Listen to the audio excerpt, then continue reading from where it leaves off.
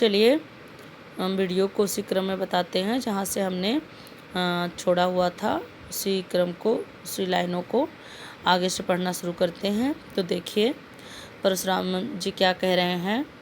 तुम हट कहूँ जो चहूँ उबारा, कहि प्रताप बल रोष हमारा। इसके बाद परशुराम जी कहते हैं कि हे विश्वामित्र, अगर तुम इसे बचाना चाहते हो तो इससे बचा लो। कैसे बचा लो? कि कह प्रताप बल रोष हमारा, मेरे बल प्रताप और रोष के विषय में बताकर इसे इस तरह से और अधिक बोलने से मना कर दो।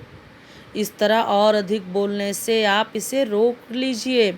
अगर आप इसके प्राणों की रक्षा करना चाहते हो, तुम हट कहूँ जो चहूँ उबारा। यदि आप इसके प्राणों की रक्षा करना चाहते हो, इसे मृत्यु से बचाना चाहते हो, तो हमारा बल प्रताप और हमारा क्रोध, इन सारी बातों को इसे अच्छी तरह से समझा दो और इसे और अधिक बोलने से रोक दो। फिर देखिए इतना उनके कहने पर लक्ष्मण जी चुप नहीं होते, बल्कि और उनका क्रोध भर जाता है और व्यंग करते हुए कहते हैं। क्या कहते हैं? लखन कहो सुनि सुजस तुम्हारा, तुम ही अछत को वरने पारा। इसके बाद लक्ष्मण जी क्या कहते हैं न, परशुराम को क्रोध दिलाते हुए कि हे मुनिवर, हे मुनिवर, लखन कहो मुनि सुजस तुम्हारा और तुम्हें अछत को बरने पारा। हे मुनि, तुम्हारे जो तुम्हारा ये सुयश है, तुम्हारी जो कीर्ति है या तुम्हारा जो पराक्रम है, वह तुम्हारे रहते हुए दूसरा कौन वर्णित कर सकता है। मतलब आपकी कीर्ति को, आपके वीरता के प्रताप को आपके अलावा दूसरा कौन वर्णित कर सकता है, कौन कह सकता है। ऊपर जो परशुराम ने कहा कि मेरे बल प्रताप और मेरे क्रोध के बारे में बताकर, मेरी महिमा के बारे में बताकर इसे डराओ और रोक लो, तो इसके पहले कि विश्वामित्र कुछ बोलें, लक्ष्मण ही बोल पड़ते हैं कि हे मुनि, सुजस तुम्हारा, तुम्हें अछत को बरने पारा। मतलब अपनी जो वीरता है, अपनी जो क्रोध है, अपनी महिमा का वर्णन तो अकेले स्वयं तुम ही कर सकते हो। तुम्हारे रहते तुम्हारी वीरता, तुम्हारी महिमा का वर्णन भला कौन कर सकता है। अब यहाँ पर ही व्यंग है कि जब तुम खुद ही इतनी अपनी वीरता का वर्णन कर रहे हो, तो दूसरों को करने के लिए तुम छोड़ ही कहाँ रहे हो कुछ। सब कुछ तो आप अपने आप से ही कह दे रहे हो, तो दूसरों के लिए बची क्या रहा है कि दूसरा आपकी महिमा का गान करे। आगे फिर उसी बात को वो कह भी दे रहे हैं लक्ष्मण जी। क्या कह रहे हैं कि अपने मुँह तुम आपन करनी, बार अनेक भांति बहुबरनी। हे मुनिवर, आपने तो अपने मुँह से ही अपनी करनी और अपने विषय में अनेक प्रकार से अनेक बार वर्णन कर चुके हैं। तुम अपनी करनी को, अपनी महिमा का गुणगान तो तुम अपने मुँह से अनेकों बार अनेकों तरह से कर चुके हो या आप कर चुके हैं। कहा जाता है कि ये मर्यादा के विरुद्ध है। अपनी प्रशंसा करना, अपने बारे में अच्छा करना, अपनी तारीफ स्वयं करना, ये मर्यादा के विरुद्ध होता है, नहीं करना चाहिए। लेकिन परशुराम जी बार बार अपने बारे में अपनी वीरता का बखान कर रहे हैं, तो लक्ष्मण जी उसी पर कटाक्ष कर रहे हैं कि अपने मुँह तुम अपनी करनी, बार अनेक भांति बहुबरनी। हे मुनिवर, तुम अपने मुँह से ही अपनी करनी को और अनेक बार अनेक भांति अनेकों तरह से वर्णित कर चुके हो। मतलब बार बार तुम अपनी महिमा का बखान अपने मुँह से कर चुके हो। और नहीं संतोष तो पुण्य कछ कहूँ।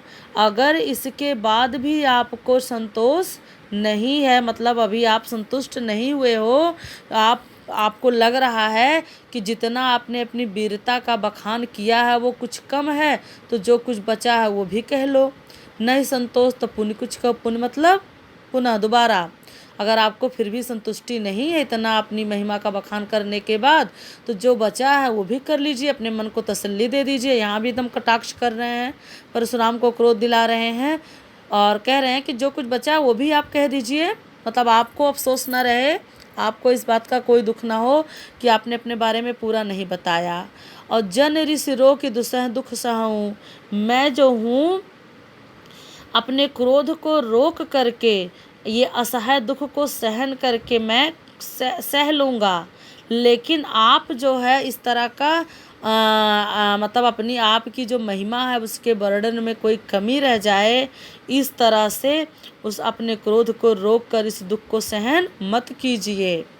मतलब आप मत कहिए, जो कुछ भी आपके मन में बचा है कि और कहना चाहिए आप कह लीजिए, कुछ भी मन में न रोकिए, नहीं तो उस मन में रोकने से आपको असह्य कष्ट होगा।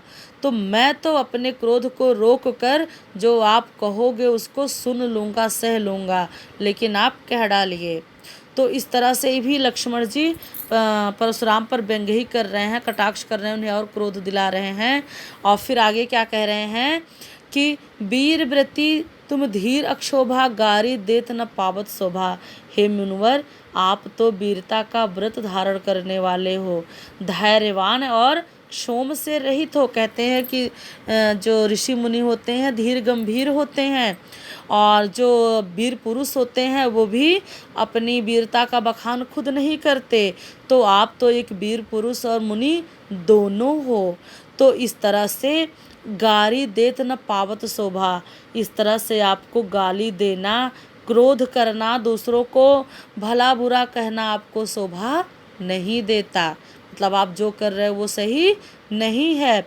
आगे कह रहे हैं लक्ष्मण जी कि सूर समर करनी कथय कह न जनावहि आपो, विद्यमान रन पाए रिपु कायर कथय प्रताप। कहते हैं कि जो सूरवीर होते हैं, जो सच्चे वीर होते हैं, वह जो है समर अर्थात युद्ध में अपनी वीरता की बड़ाई नहीं करते, अपनी वीरता की डीगे नहीं मारते, नहीं जनाते कि मैं बहुत वीर हूँ, मैं वीर हूँ, मैं ऐसा कर दूंगा, वैसा कर दूंगा, मेरे सामने तुम टिक नहीं सकते। क्योंकि युद्ध भूमि में तो जो उनका कौशल है, जो वो वीरता का प्रदर्शन करते हैं अपने हाथों के द्वारा, वह स्वयं उन्हें वीर की पदवी से सुशोभित कर देता है, उनकी वीरता अमर हो जाती है। वह तो सामने वाले को स्वयं ही दिखाई पड़ता है कि सामने वाला कितना वीर, कितना बहादुर, कितना पराक्रमी है।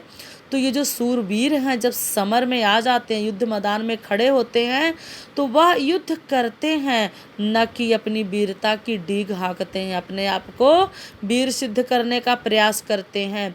और वीर सिद्ध करने का प्रयास वही करता है जो कायर होता है। विद्यमान रन पाए रिपु कायर कथई प्रताप। युद्ध क्षेत्र में सामने शत्रु को उपस्थित पा करके ये जो व्यर्थ की बातें हैं कि मैं बहुत वीर हूँ, तुम मेरे सामने ठहर नहीं सकते, मैंने ये किया, ऐसा किया, उनको मारा, उनको गिराया, वहाँ युद्ध जीता, इस तरह की जो बातें हैं वह सिर्फ बातें बनाने का काम कायरों का होता है। जो वास्तव में वीर नहीं होते तो दूसरों को डरा करके, धमका करके डराने का काम कायरों का होता है, सच्चे वीरों का नहीं। आपने बच्चों कहावत सुनी होगी कि जो बादल गरजते हैं वो बरसते नहीं। तो यहाँ पर भी लक्ष्मण जी का जो कहने का भाव है यही है कि सूरवीर युद्ध में युद्ध लड़ते हैं, न कि अपनी वीरता का बखान करके अपने आप को वीर सिद्ध करने का प्रयास करते हैं। और वास्तव में रण क्षेत्र में शत्रु को सामने पा करके जो कायर व्यक्ति होता है, जिसमें युद्ध करने का साहस नहीं होता है, वही अपनी वीरता का बखान करके शत्रु को डराना चाहता है। तो धन्यवाद बच्चों, यहाँ तक आपका भावार्थ क्लियर हो गया। अब अगले भाग का भावार्थ अगली वीडियो में बताएंगे।